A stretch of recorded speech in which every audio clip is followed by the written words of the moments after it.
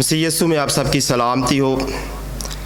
میرا نام pastor Emmanuel مشتاق صاحب کا چیئرمین NSP مرحوم مشتاق مسیح کا میں بیٹا آج آپ کے سامنے NSP ہیڈ کوارٹر میں کلام مقدس کا ایک مضمون لے کر آیا ہوں۔ شریعت گناہ کی پہچان ہے۔ کلام مقدس میں ہم دیکھیں گے نئے عہد نامہ میں رومیو کی کتاب اس کا 2 باب اس کی 12-13 آیت،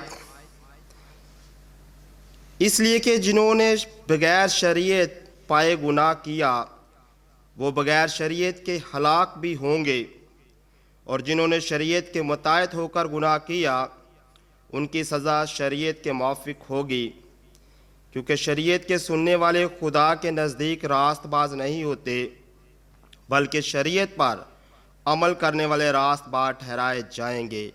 خداوند کے زندہ اور مقدس پاک کلام کے پڑھے اور سنے جانے پر خداوند کی خاص برکت ہو۔ میرے عزیزو، رومیو کے مطابق یہ ہر طرح سے سچ ہے کہ شریعت ہماری خطائیں معاف نہیں کر سکتی، نہ ہی اس میں یہ قدرت ہے کہ معاف کرے، تاہم شریعت کے وسیلہ سے گناہ کی پہچان ضرور ہوتی ہے۔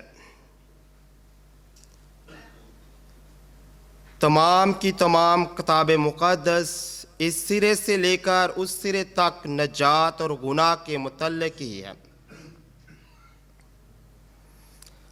ہماری ہر کمزوری گناہ کا نتیجہ ہے۔ گناہ شریعت کی مخالفت ہے۔ اگر ہم پہلا یوحنا 3 باب 4 آیت دیکھتے ہیں، اس میں لکھا ہے مگر شریعت گناہ نہیں ہے۔ اگر ہم رومیو 7 باب 7 آیت دیکھتے ہیں، مگر گناہ کی پہچان میں مدد دیتی ہے۔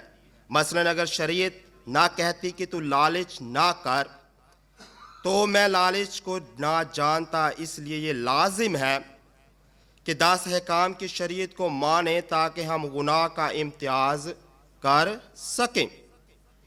میرے عزیزو، مگر یہ ہرگز نہ بھولیے کہ شریعت نہ ہمیں بچانے کی قدرت رکھتی ہے اور نہ ہی ہمیں معاف کرنے کی۔ یہ ایک آئینہ ہے جو یہ تو بتا سکتا ہے کہ آپ کی داڑھی بڑھ چکی ہے اور بال کٹوانے والے ہیں، مگر آئینے کی نشاندہی پر ہم مطلوبہ کام خود انجام نہیں دے سکتے۔ ہم انجام کے پاس جاتے ہیں تاکہ ہم اپنے آپ کو، اپنے فیس کو جو ہے وہ صاف کرا سکیں۔ اس لیے شریعت کے آئینے میں ہم جب گناہ کو دیکھتے ہیں تو ہمیں خود صلیب کے قدموں میں جانا ہوگا۔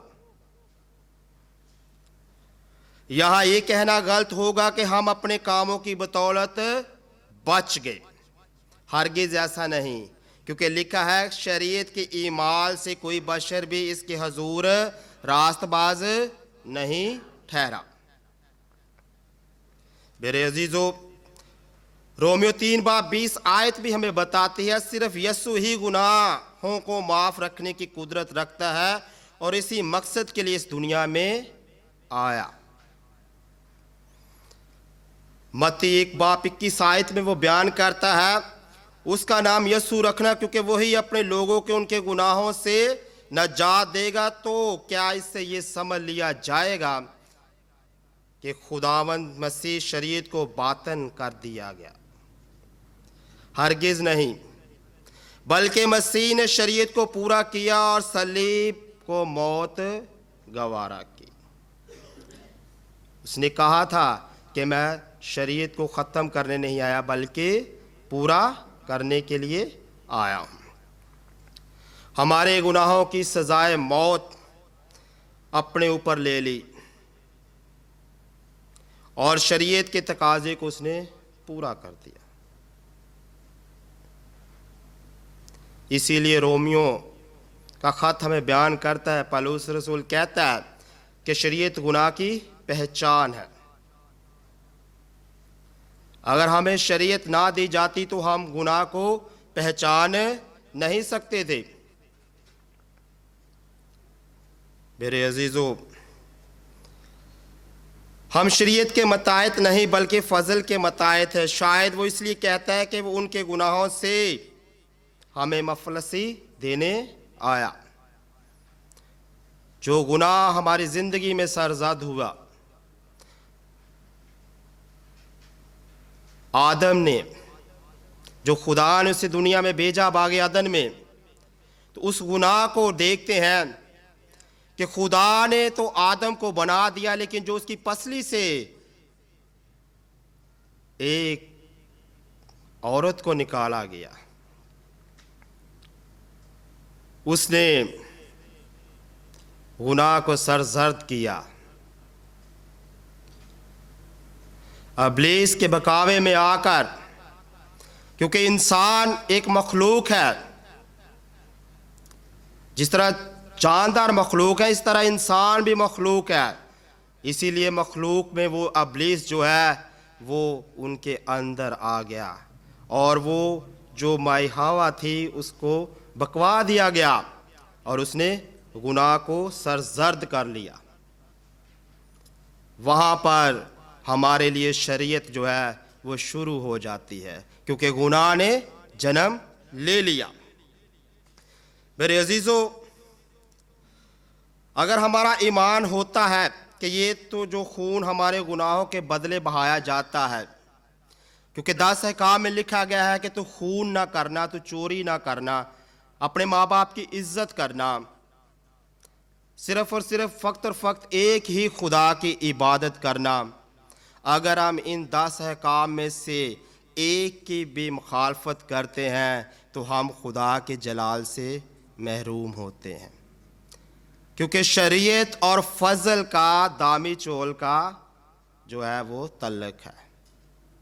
شریعت فضل کے ساتھ چلتی رہتی ہے، شریعت فضل کے ساتھ ختم نہیں ہوتی، اسی لیے شریعت ہمیں گناہ کی پہچان دیتی ہے۔ خداوند آپ کو اس کلام کے وسیلہ سے برکت دے۔ تھینک یو، اور میں آپ سے درخواست کرتا ہوں کہ آپ اس چینل کو جو ہے وہ سبسکرائب کریں، تاکہ آپ بھی دیکھیں اور دوسرے لوگ بھی جو ہے، جو آج یہ چینل کے طور پر میسج ریکارڈ کیے جا رہے ہیں، خداوند آپ کو ان کے وسیلہ سے برکت دے۔ آمین۔